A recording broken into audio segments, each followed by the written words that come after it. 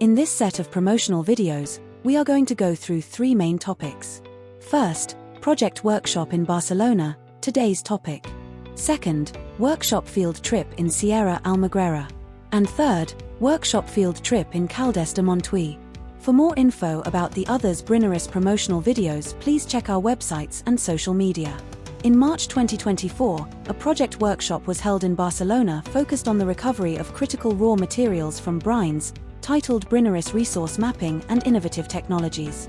This event was organized by Geosciences Barcelona, part of the Spanish National Research Council. The workshop presentations focused on the latest advancements in critical raw materials knowledge and innovative recovery technologies. Project partners presented their most recent achievements and developments in this field.